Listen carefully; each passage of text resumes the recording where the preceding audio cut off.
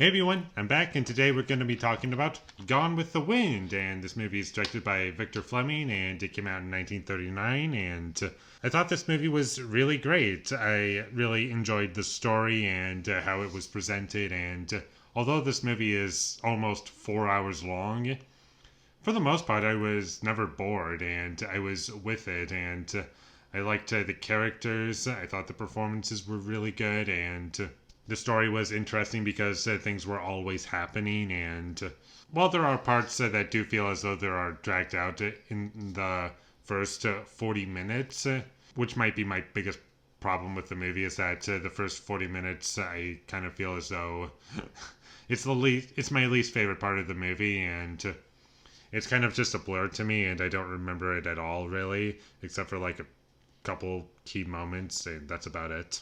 And basically, it's a rise and fall kind of story where a character is built up, and in this case, it's the main character, Scarlett O'Hara.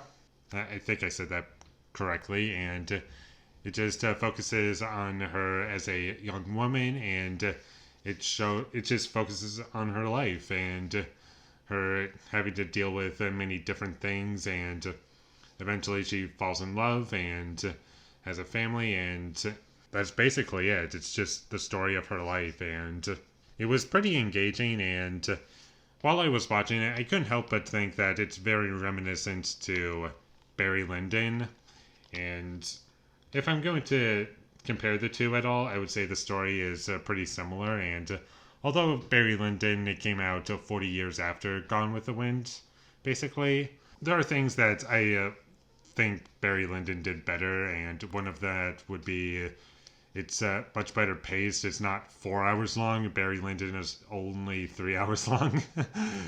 And Barry Lyndon just does everything that Gone with the Wind did, it just a little bit better for me, but that's not to say that this movie doesn't do anything really great, and there are definitely key moments that I really loved. And my favorite part of the movie would be the last hour of the film. I thought that was really great, and it ended really strong. And the first half did get kind of repetitive for me. It was kind of just the same things happening over and over again in ways. And it just wasn't offering me anything all that new.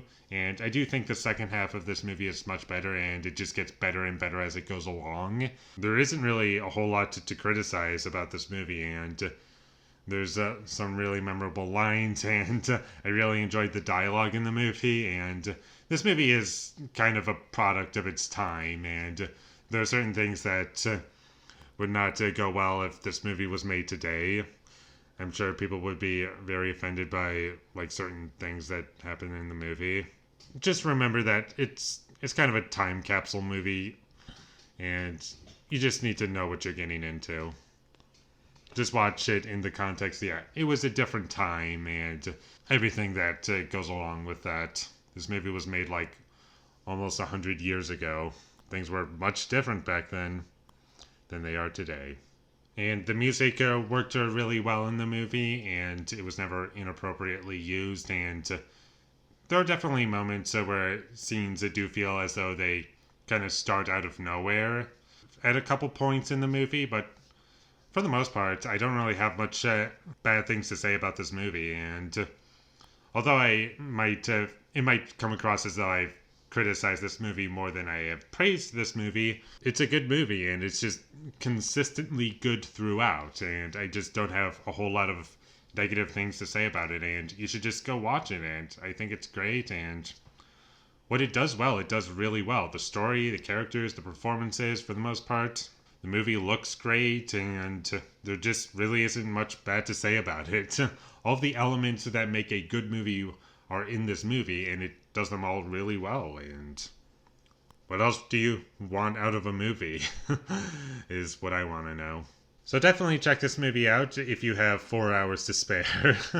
And I genuinely thought I was not going to like this movie because it was just so long. And while I do criticize the movie for being too long, I can still watch this movie again.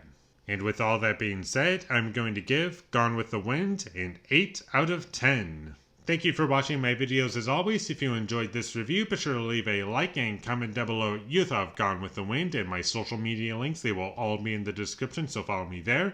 And last but not least, subscribe to be a part of Foley Nation, and I'll see you when I get my next review up, and that is going to be for Skyfall. So look forward to that, but until I get that up, thank you for watching and have a great day.